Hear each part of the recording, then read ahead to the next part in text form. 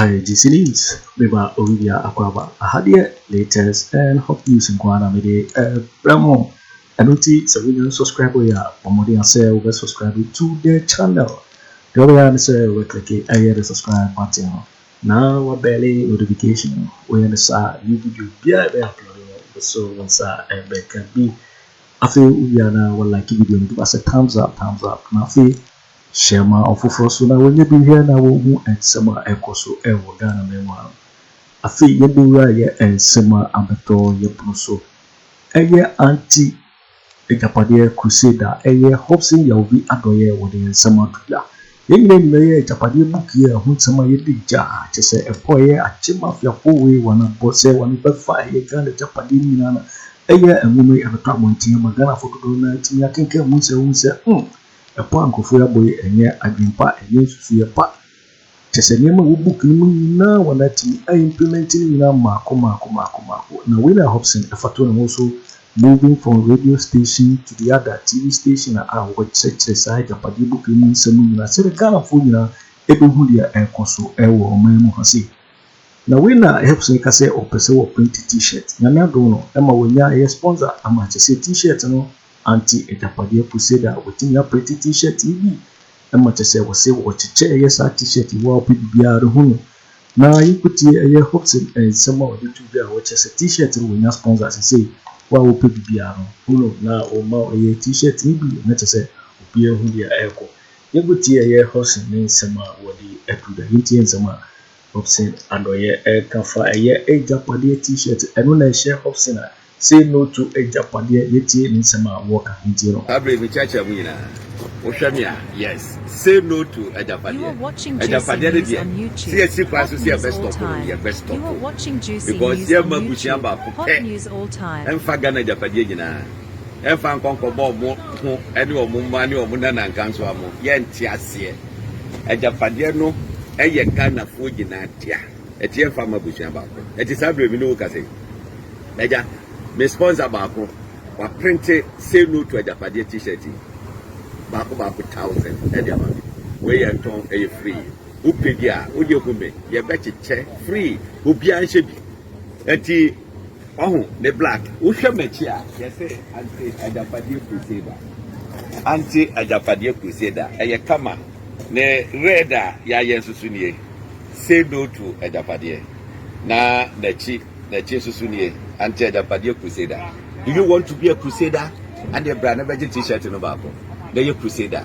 You make sure say you say go. That to make sure say you try Agyapade no. And they said December 7th. You better say change. The other Alancha you better forensic audit into the document. You can say why mo and the church are documented. Russia form about room ha. Ebe boa wo mo you better shady Thank you for show dia. You waiting for winning and summer Hopeson Adorye and some of their to their fires are Agyapade book here on some idea. No, now when you're doing for be our pretty T-shirt, Yamana, which I say what to check. Well, Pidiano, who our day and Hopeson Adorye. Now you could hear Hopeson Adorye needs to be our fires are Agyapade who is answering. May say I am throwing a challenge to the Okyehene, the mafias, those who wrote this book. More kase ejamwa a fake, you know. I am throwing a challenge. I will stand in for all Ghanaians. Our Mokasa Semwebi. Mumra out. Mon Tomu snap. Miss Tommy snap. Young call river brim. Brim will ya check before dia. Chinko num brim. Young call hondom. Na mon famu diango gunson munkase. A man for Detroit to yaso. Yadi a numu hushe. Si a nim hubia. Munja say. Si a num hubia. Munja say. Namisubi trabidium. I don't move ya buba dam yeti groma. Ghana for Zebia ya trauma lanchemante, the president elect. Akufo-Addo said they won't hand over. Hey, now why? What time was so? What the other say? January 7th. What bo suit? What baby? What ba parliament have transena? What here? Open ground woman. Na ya hand over. Ubet makasa won't hand over. Oh, chromate. Anu kradi obwa. Ya go anu mudie. Me pese me chere Ghana for no muti bibiase. Obi aka cho se e fiction oboa. Okay. Se mobetima zoom book ni ye pa mamia mun zoom ni ye pa. You are watching juicy news on YouTube. Amanfo News all time. That's so come. One say wo hwe esro ha sei na esro ha. One say ya twro ho restricted. Restricted. Fantastic. Bibia beka say restricted no enkwa abonten. Eye kukuo mu ade. Maybe book ya mikitei amanfo say ya twra COVID-19 wo mu nti no enye no kre hwase ha sei. Ya twro AD 2020.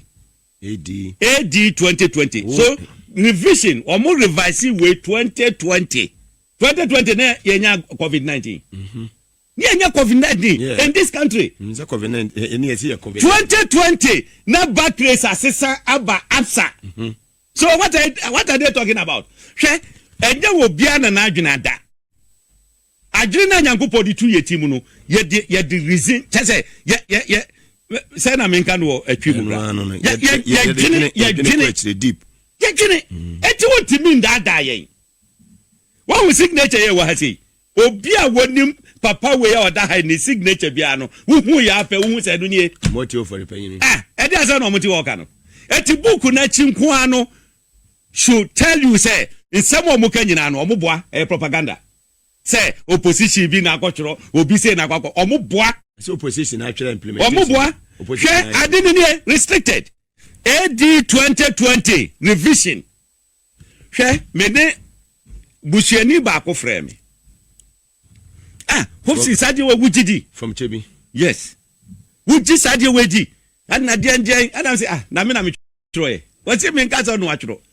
What review to me. Me person can be keep word no for. Me person can be hwe action bi o mbeteki. Naka media no ba but enye once I'm aboso no he reviewed to me said the original document na buy ye no eye 2020 ye can say 2016 no na edin nya japade na edin ya asase munche de yo na edin ya asase ana bushani ba ko ekobie radio aye friend asase radio adom say etre ho a ebe confirm sa document we adom say san 2020 and almost say di no call Agyapade from asase they should come and tell me say ma make me boa asase you can say Agyapade book we omo print just one copy outside the country omo print in Ghana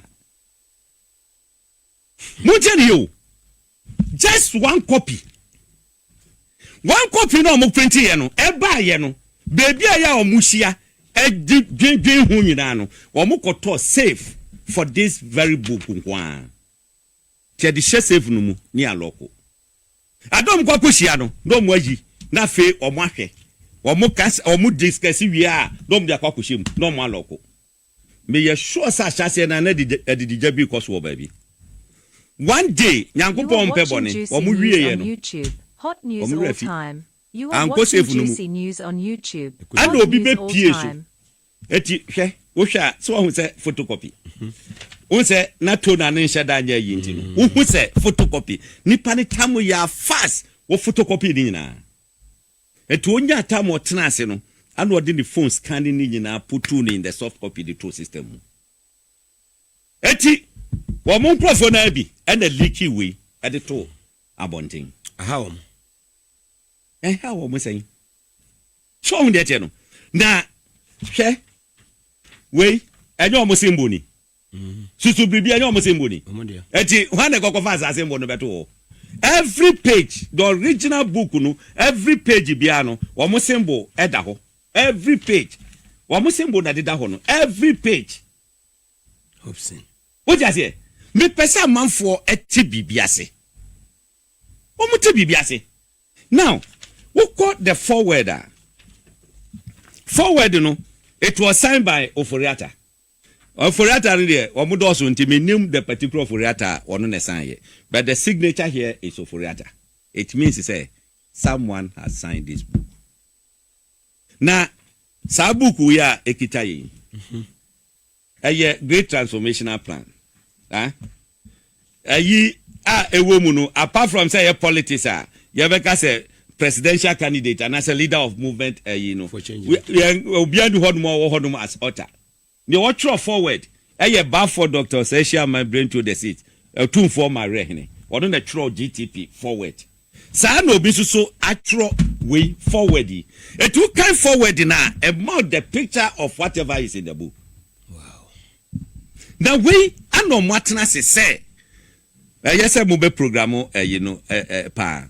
We come forward now. We must to our future made up of present and the unborn, for whom this will of a nation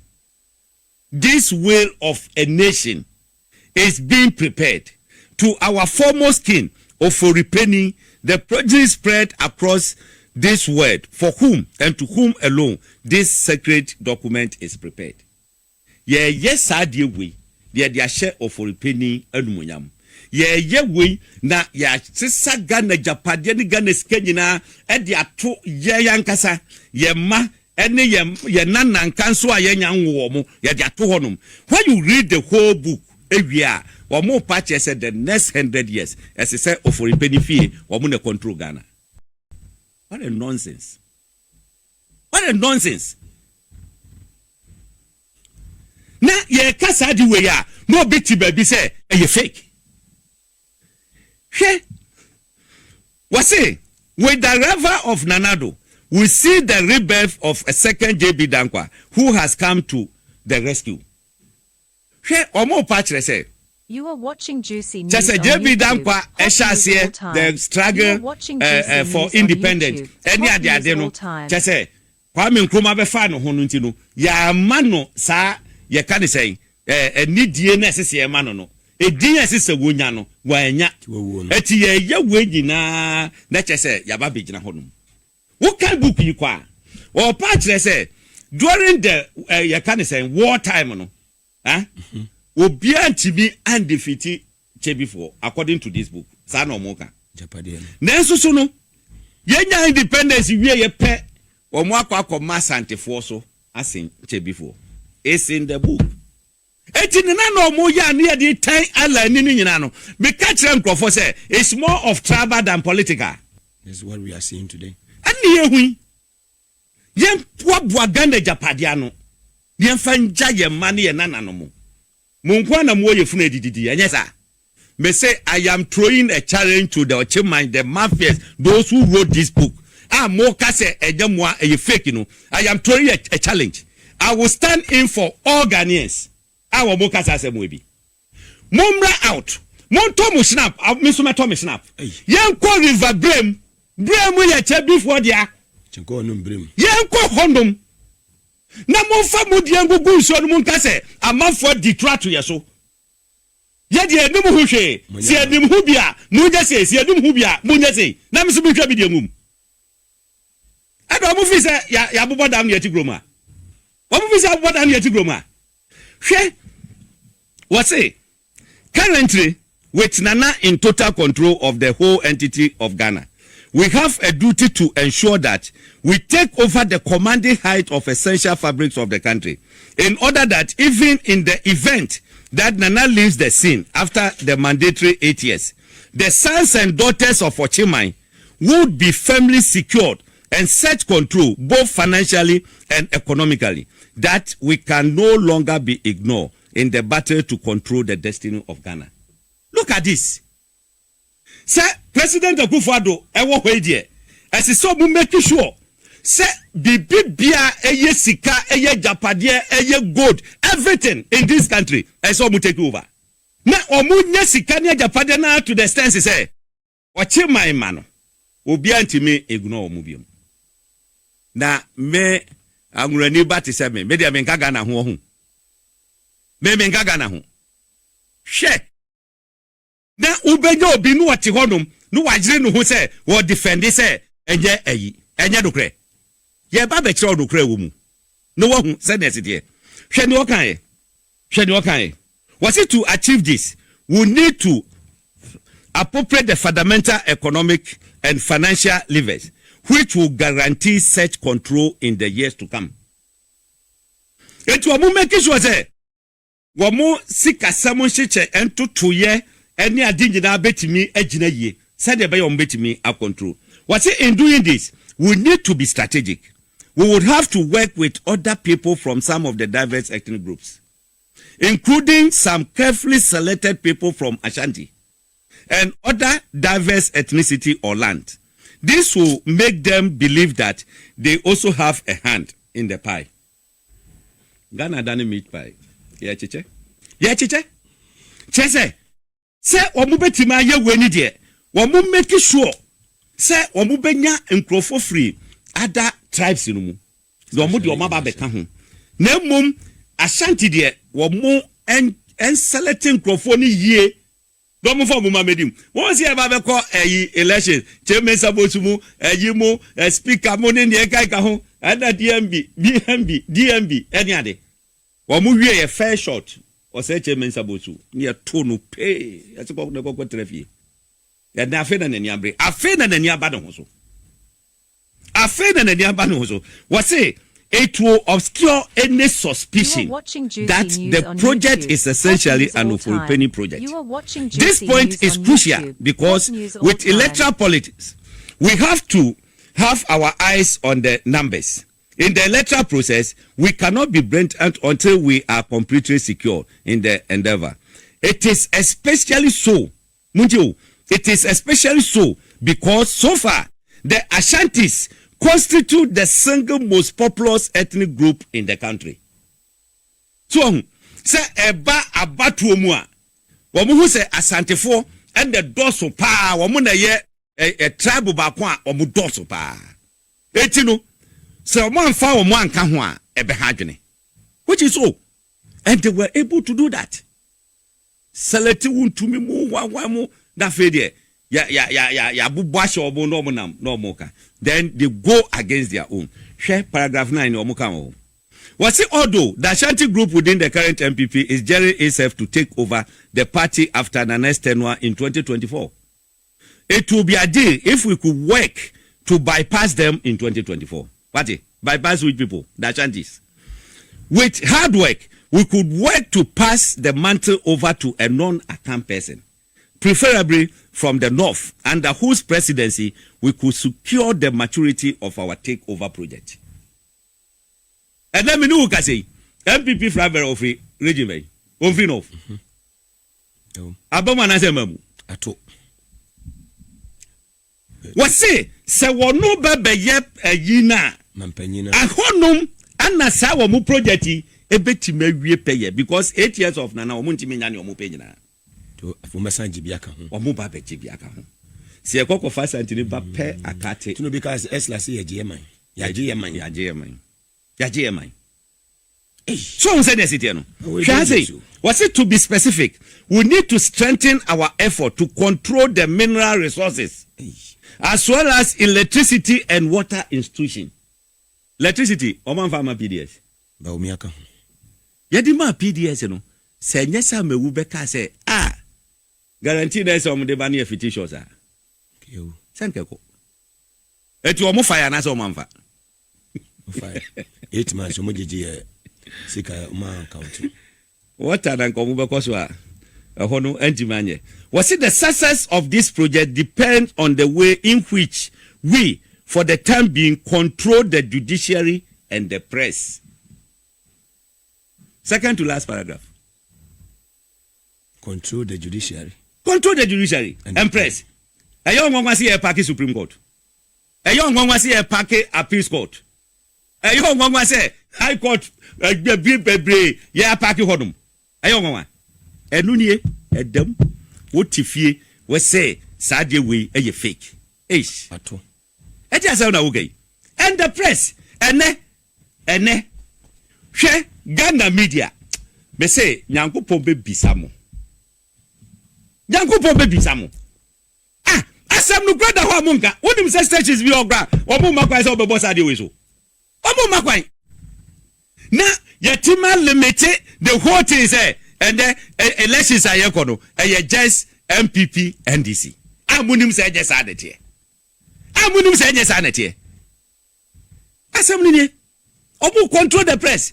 And this country one more pick journalists by a tribe or movies or mono or the movers and shakers. In this book, Mekaho, every month 1 million Ghana cedis. 1 million Ghana cedis. I'm going to do a national security. Baby ana wono. Baby ana me wono. Eho an ya twachim. Be say sadie we me pebusuani obeba ye be bodua wo krom ase. Me nkwa nrango bodua me koche bi hono. Ye be bodua wo krom ha. What am I mekan baby me kan wi a na fe amafo hu se enye trim je se me mmo me trim keke ana me de akan hwe wo mo decide say eye banks a e wo krom ha nyina no wo mo take over ne say wo mo wo ne efe ne data bank a eye Ken Ofori Atta dia eti no wo mo ba be masa data bank no ejina no no ana be government advisor a che say loans ni bibia sikasemu hihye bia ye aban de bia no sa bank ne benya ebeye no mo je omo cat no mo hwia ebigum ene ade so hu de no eti no wo mo eye eyi say banks no yen group no into 3 that 3 na wo mo group ye no wo mo atudin wo mo terms wo mo use mother wo mo use biological children and then adopted children. Madano ejina homa Bank of Ghana. Ano omo say, madane de governor no eyo omunipa. First deputy eyo omunipa. Second deputy no ana wonyo omunipa but won show any discomfort. Just say won how omo adwene. Eche okay, won be manage no. Now, first deputy no enche obekọ retirement. Okọ retirement a Maye mfano second one no go straight. Ni akase e kwakọ appoint obi aba second. Etu omo interest on be appoint obi a oye lawyer to Bawumia. Na omo de na ba first deputy so that omo ade no ebeye solid. Ni ehun say oh Bawumia ni pa na hye ha no. Akufo-Addo nso ni pa na hye ha say no. Yet say omo timi akoso. All these things has happened in this country. We are sitting here saying what? Now, what biological children was it this bank in which we should have controlling interest? The collapse of local banks with ties to opposition NDC and other rival political factions. At the banks are moving say, or more your NDC for the ano. Unibank ne the akika ho ada heritage capital na ohwe GN bank omun guni nyina. Me no ka say yaguna na say nguno. Ato. Eti utrase na wo kase no kura bi animu a na nyansa be na oda utim. Omo gusa bank ni nyina. No mo go bank no. Mo se nka bank ni hia just 6 million. Na omo timi de agire omo na so. Mo kwako go bank mo use 21 million. Billion. Yeah. 21 billion. In the book omo state omo se NDC for ada. Omo ada te mamen kanjiro. Was it the NDC has been poor in coherently and consistently demanding detailed accountability and audit of the funds spent? Sammy Gyamfi mo dida. Jenase don't get ya mo dida on this issue. In case 21 billion. Okay, moma details. Ekohi ya yedin obi ankasa. Obi ankasa. Kana 21 billion and ya fanisa and ya tikrom say. You're waiting for winning and some of your Hopeson Adorye movement for change on also a Anti-AGYAPADIE crusader and when Aremeyaw Anas for Anas so a printed T-shirt in beer what you say what chiche. So Hopeson your crusader ni be any bra Obama T-shirt ni and who some and what they atuga. Because just news so and our no so when you subscribe ya bomodian and subscribe to the channel. It's on say latest and hot news in Kwana maybe Bremo. I feel you know like the video and give us a thumbs up now for share my offer so now we need to now warfare that will who and some of also we're gonna know also between a chair what you fire and some way now I will comment boxing over in my next video. Thanks for watching. Like and share the video. You can also drop your comment. Please don't forget to subscribe. Click on the bell to turn on the notification.